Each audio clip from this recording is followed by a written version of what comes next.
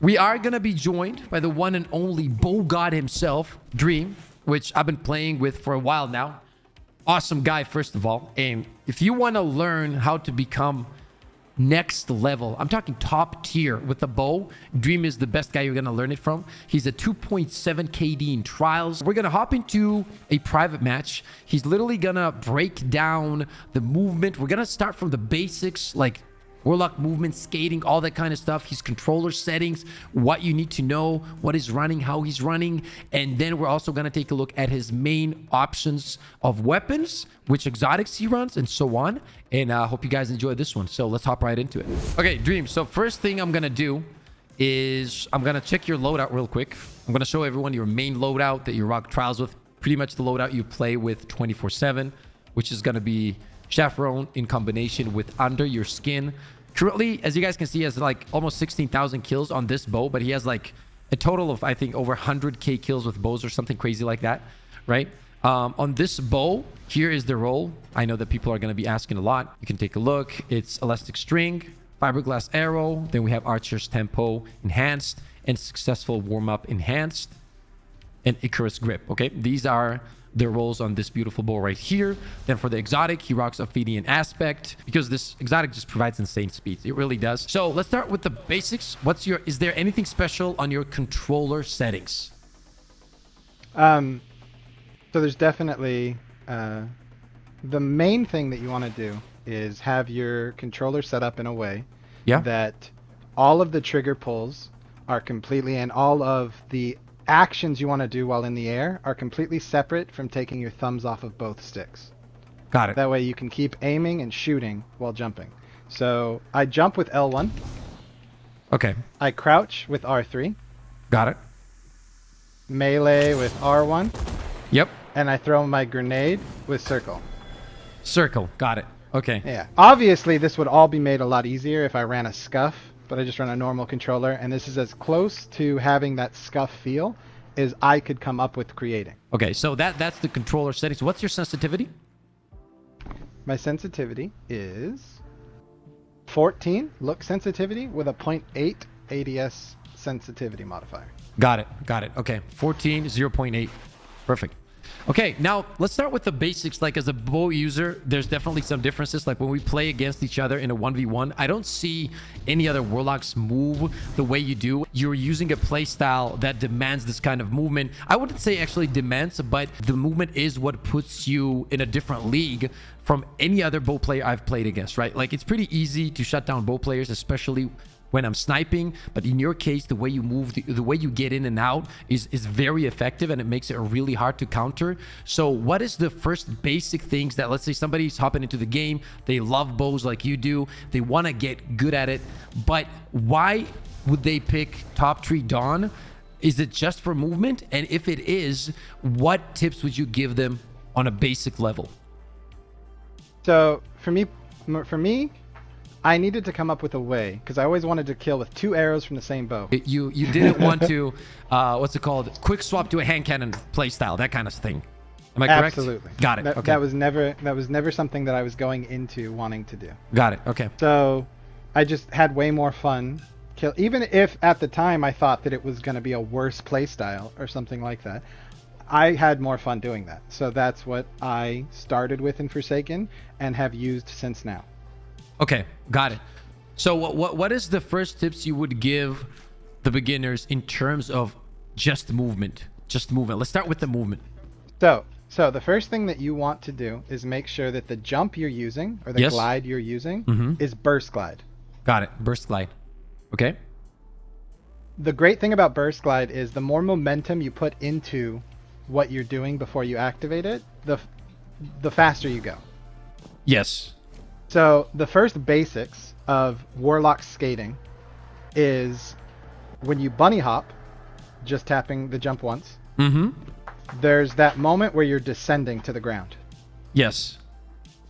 With burst glide, if you activate your burst glide while descending, it causes this effect where you shoot directly into the ground. This has killed so many raiders over the year because they accidentally walk off a ledge and then burst into the ground and can't get back up. And the reason that is the longer you're in the air, the more likely that it will stop you as opposed to just following the momentum. Yeah.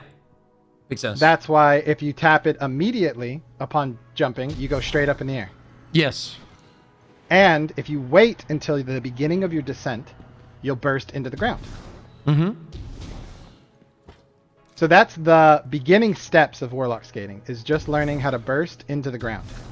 Got it. So that's pretty much the first step a warlock top 3 Dawn wants to take. Just master the timing of going into the burst glide from a fall or a bunny hop, whatever they're doing, right?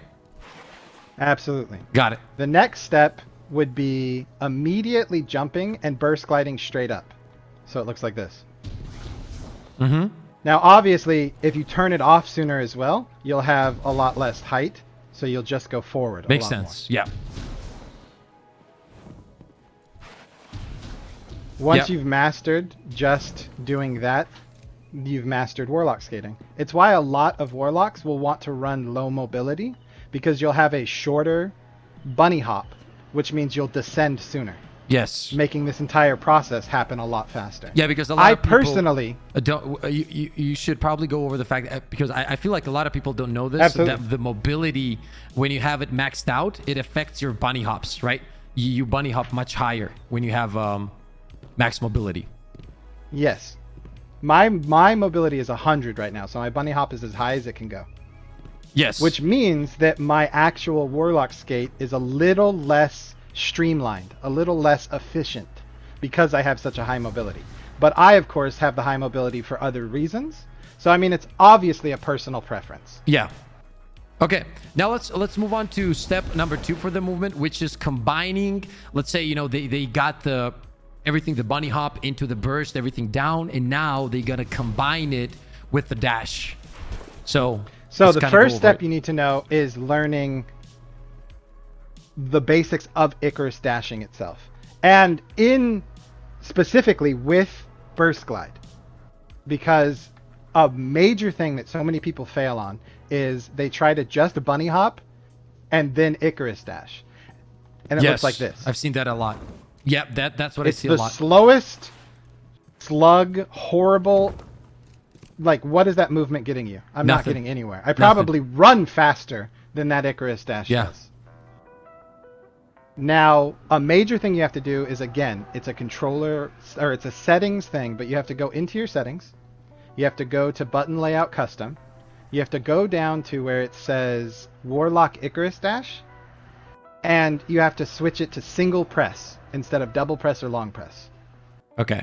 So you got to switch this to just press, right? Single press. Just got press. It. Okay. Okay. Again, with a scuff or something like that, this whole process is so much easier. For me, specifically, since I don't have that, what ends up happening a lot of the times is if I'm on uneven ground and I'm trying to slide, because my slide button is the same as my Icarus dash. Yeah, that's a problem. I'll just turn it. I'll just randomly Icarus dash when I'm trying to slide off of stuff. Mm-hmm. Like that's a problem that I have. You guys will probably be able to do it a lot easier if you have a scuff, but that's just something I wanted to add there. Now, because it's set to single press, that makes this entire process a lot easier, because making sure that you burst glide, that's tapping the jump twice, making sure that you burst glide right before you single press the Icarus dash will make your Icarus dash, instead of looking like this, look like... We'll speed it up like crazy. Yeah, there you go. Yeah. It's like a much more effective version. Even from a standing position, even if I wasn't moving or running, just activating burst glide makes you go farther. Got it. Okay. And it's just from activating that burst right as you're about to Icarus dash. It works going backwards. To create more range. It works going side to side. Yep, avoiding damage.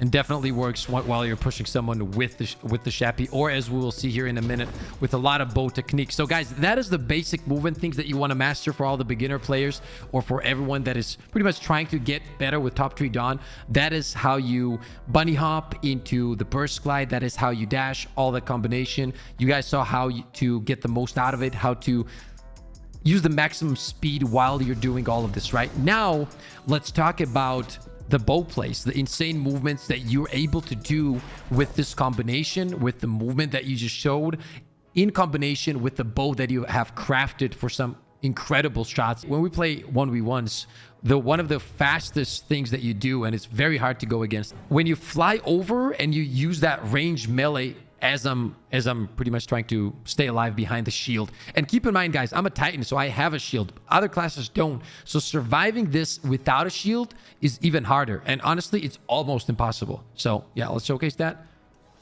Boom, I get tagged. Drop that. Easy. Like there's absolutely nothing I can do there. He didn't even have to get close to the shield. It's just so effective and so powerful. Dream, is there anything in that case you want to add in terms of like how you do the peak shooting, how you know, all that kind of stuff? So if you go into my Dawnblade settings, yeah, you'll see that I'm running heat rises.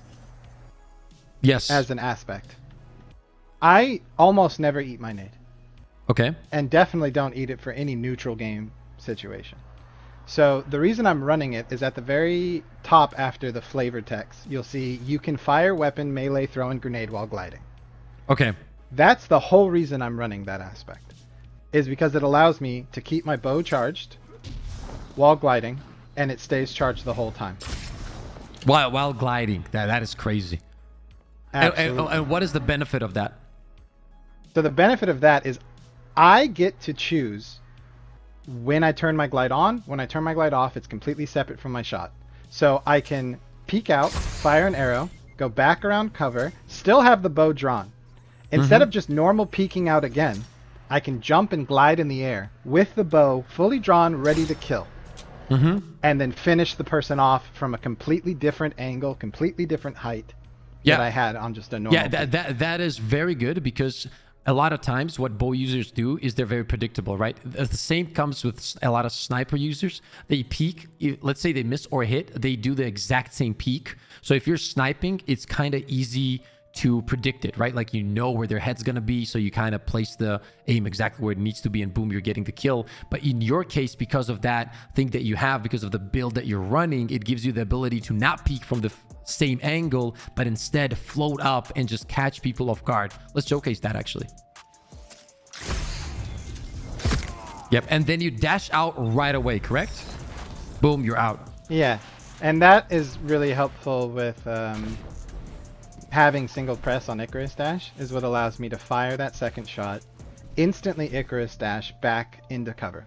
So that, say, I've obviously killed the guy that I was in a 1v1 with, definitely. But if he had friends behind him, good luck killing me before I'm back in cover. Yeah, because you, boom, get the kill, and thanks to the dash, you're out of there before the enemy teammates are able to. Yeah, that is crazy. Like, what are you gonna do about that? Nothing. Like, I can't do anything about that. Yeah, the options are very, very numerous. In specifically against a 1v1 against a sniper, like, it's probably the only matchup where I feel like I'm actually at a disadvantage with my bow. Yeah. Just because if Makes you sense. land your headshot, you kill with one bullet, whereas I still always need the 2 arrows. Yeah. So it's one of the few situations where I will actually start the engagement by doing the jump float shot, as opposed to I like to save that as my finisher. I'll peek out normally against hand cannons, auto rifles, anything in the game. Peek out normally, get that initial hit. Whatever damage they've done to me, even if they have me one shot too, I know that I can cause the advantage in my favor by jumping out for the finishing shot. Got it. Yeah. But that's going to be your opener move against the sniper. As a sniper, I want you to try to snipe me, Pip. Go over there. I'm gonna try to. You can even know what I'm gonna do. Yeah. I'm gonna try to get ammo real quick. So let's say I'm just waiting here, right? It's a heavy round. I'm expecting it. Yeah. That is crazy. That is crazy. And after that, you have an advantage, right? Because now you only need a body shot. Well, now at the very least, we're equal in our TTKs. Yes. Even if you land the headshot. Yes. I only need 1 arrow to kill you as well. One more melee combo, obviously, that we want to talk about, which is an aggressive melee bow combo, right? Let's say somebody's pushing you. Even if it's a fusion, I think like you can utilize it so well, especially with the exotics that you're using, because by the time they're charging it, you can kill them, because that combo is so fast. Boom. boom, gone, dude. It's incredible. It's very strong. And a lot of people do not use this. So perfect draw body shot with a bow will do 101. So 101 plus the 100 of a normal melee is more than enough to kill any resilience guardian. Yep. So this also gives you another way to kind of kill people that are very, very close range. Let's see if I've run out of all of my chaperone ammo. Yep. I know the guy has a submachine gun. I know he has a fusion, or I know he has a shotgun. Yep. He has that close range on lock. Yep. Almost any other weapon that was a primary, you would be at such a disadvantage with him pushing you. You definitely would not feel like you have the ability to aggressively push him. Yeah. That melee lunge is insane. That exotic, just the melee lunge is so crazy. That's what makes it even better, right? Like I think if you didn't use that exotic, that would be a much riskier thing to do. But simply because you're running that and you combine that with the bow, it just gives you so much range that it's extremely deadly. How does Dream counter Lawrence Arbalist with a bow? Says Pegolini. That's a good question. Exactly the same way. I treat it just like a sniper. Obviously, it's a lot more forgiving for them. Yeah. In terms of landing the headshot with the aim assist and all the different things that has. But, I mean, I treat it the same way I would treat a sniper. Make sure that my first attempt is very difficult for them to hit. Now, it doesn't mean I'm always doing the jump out, especially if I've done it several times in a match. Maybe they're waiting, and now their aim is most likely aiming up here. This is where their pre-aim is. They're predicting it. Yeah. At that point, you have the option to come out crouched, to come out sliding. Yep. There's so many options that you have that can just throw them off. As long as you get that first shot off, now you're at least equal in your TTK to each other. Another question is, does he hip fire often? Asks Beefy. I definitely hip fire a lot less than somebody on PC with mouse and keyboard would. Most of mine are aiming down sights at the last second, right as I'm charging. So I'll charge in hip fire and just have it ready because my strafe speed is a lot faster in hip fire. And then at the last second, aim down sights. But that doesn't mean that I don't hip fire. Absolutely. When they're in your face, you want your sense. I have a 0.8 ADS sensitivity modifier. So that means that if they're to my left or behind me, aiming down sights to turn at them is going to be slower than just spinning hip fire. If I add everything that we've talked about, just stand right here probably. You're in second. If I add everything we've talked about, I add the initial warlock skate into the Icarus dash and then skipping stone jump after. It looks like this. Yep. That's what I'm saying. That's what I'm saying. Like from there to there in like a second. And at the same time, you can shoot your bow while gliding. That's an incredibly powerful combination. Right there, you were in the air and you're still hitting those shots because even body shots do so much damage that that it's very, very effective. Let me guys, let me go back to the stats real quick, right? Tier 5 resilience, max recovery, obviously that's what he wants to do. He's a warlock, gets rifts, whatever, survivability in general makes it much better. He has tier 8 on intellect and tier 2 on discipline. Is there any reason you don't care about the grenade that much? So that people will be asking. I have to give up some kind of stat. And it's the one that I care about the least. It's why when my controllers are mapped the way they are. Where is my grenade button? It's on circle. It's on a face button. Okay. And the reason there is I have to give up something. I can't have it all. Got it. Yeah, makes sense. I know that a lot of people are going to be saying, oh, he's running 100 mobility. Chappie also gives mobility. Guys, he needs that mobility while he's using the bow. And this is not a light frame. If this was a light frame, then it would be a different story, right? He wouldn't need to do that. Absolutely. But he does. He needs that mobility while he's jumping, floating, burst gliding, whatever he's doing. That is exactly when he needs it. So to have it at all times at max, that is precisely why he's running 100 mobility. I want to make it so that it is as hard as possible for those Lawrence and RB users to land their forgiving headshots. And the hardest thing I can do is make it so that my burst glide goes straight up in the air. Their flick has to be absolutely insane. I will add Dream's channel in the description of this video. Make sure to hop in, drop a sub for sure, show some love, and he will be uploading some advanced techniques of, you know, bows, bow plays, and pretty much everything about bows. And honestly, as I said, he is the best bow player I've ever seen. So if you really want to learn how to play with the bow and get to top 500 trials like he did, that's the place to go. Okay, so I will drop the link in the description. Make sure to hop onto the channel and show some love. Let's go! Let's go, baby! Let's go! I mean, we literally have the best community of all time. Oh! Oh, he got no scope.